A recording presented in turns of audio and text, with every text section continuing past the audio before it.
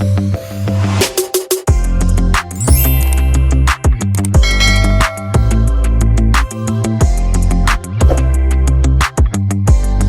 you guys, welcome back to another video with the real Loverlee. And in today's video, as you can see from the title already, I'm going to be giving you guys some tips and tricks when it comes to making your balloon mosaics. But please go ahead and subscribe to the channel. If the subscription button on your screen right now is red, please go ahead and make that baby gray. Also give this video a big thumbs up, and if you have any questions about this video, you can leave it down in the comment section below. So let's get straight into it.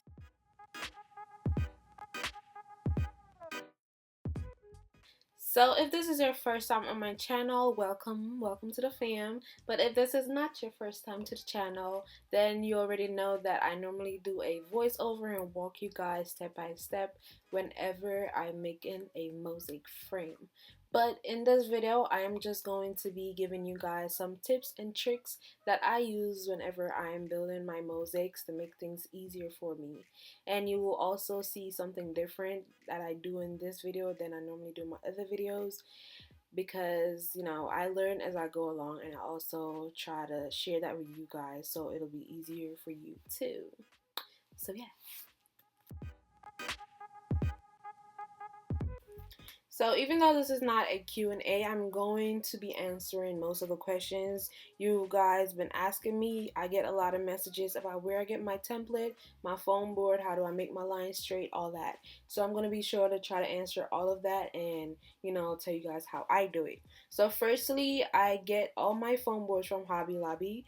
When I first started, I used to use Dollar Tree foam board, but then I think I only used Dollar Tree foam board my very first time, and then I quickly realized that that was not yeah, that's not what I want to use. But I get all of my foam boards from Hobby Lobby.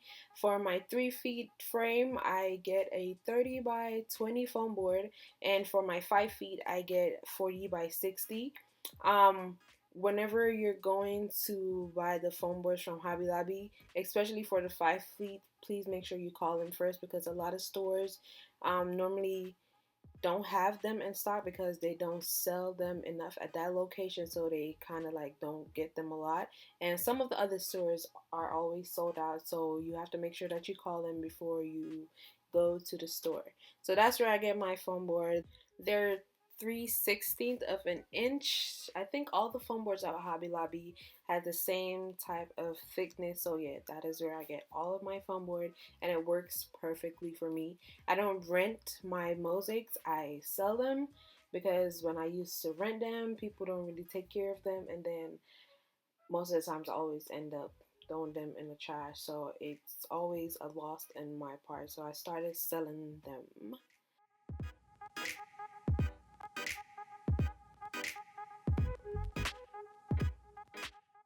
So as you can see in the video, I'm using tape to hold the frame down. This is literally something new that I just started doing.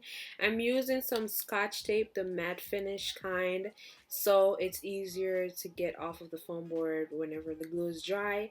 I use the tape to hold down the frame because whenever I'm gluing it, I don't have to press down on it or hold it down on and wait until it's dry. I could just move on to the next step and then go back and remove the tape whenever it's dry. So this is something that I recommend doing. It makes things so much easier. I think it cut out like a whole hour for me, because normally how I will have to keep my fingers on there and press down on it and wait until it's dry. But using the tape made it real easy for me.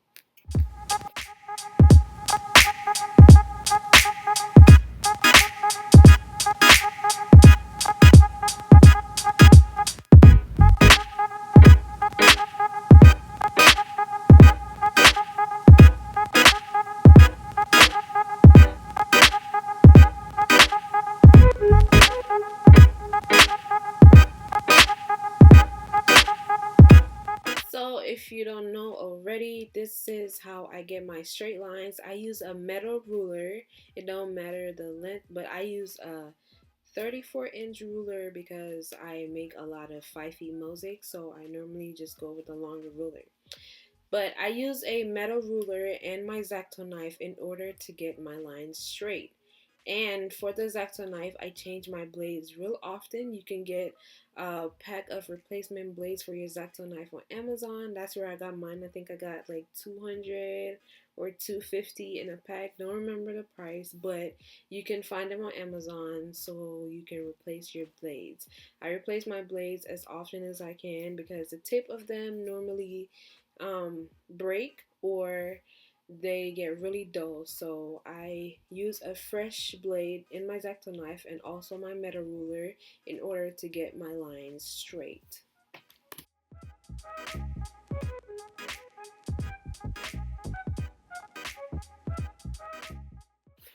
Whenever I'm making a 3-feet mosaics, I normally try to cut my strips 16 to 20 inches long.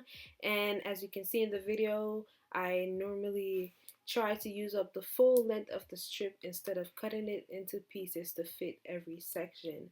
So that's how I make work easier for me whenever I'm making my mosaic frames. I try to use up all of my strips to make things look neater for me and also make it less work for myself. So that is another thing you can do. Try to use up all of your strip, bend it, twist it, score it, all types of way in order for it to fit your section. So yeah, don't cut it unless you have to.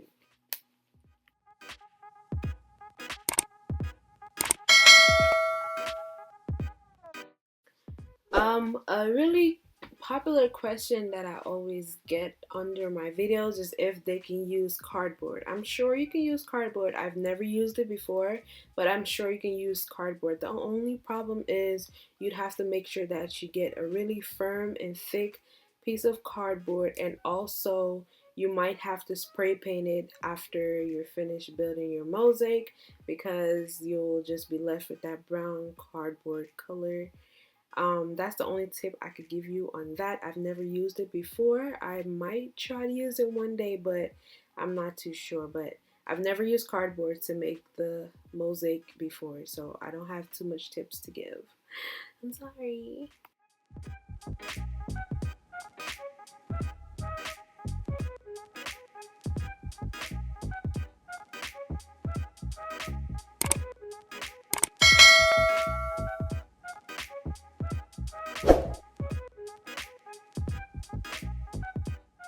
So let's talk about Dollar Tree foam boards. I have nothing against Dollar Tree foam board. I personally do not use them because I do not like how thin they are, and I like to serve quality work. So when I use Dollar Tree foam board, I just feel like it was too thin. It broke easily. It got ripped easily. So it was just a really cheap quality type of foam board, and that's why I don't use it. You can use it for like small events, intimate events, but I would not recommend doing it for customers. If you want the customers to keep it for a while, then I rather go with the Hobby Lobby foam board or any other type of foam board, just not the Dollar Tree one. They're just not good quality. But that's just my opinion though.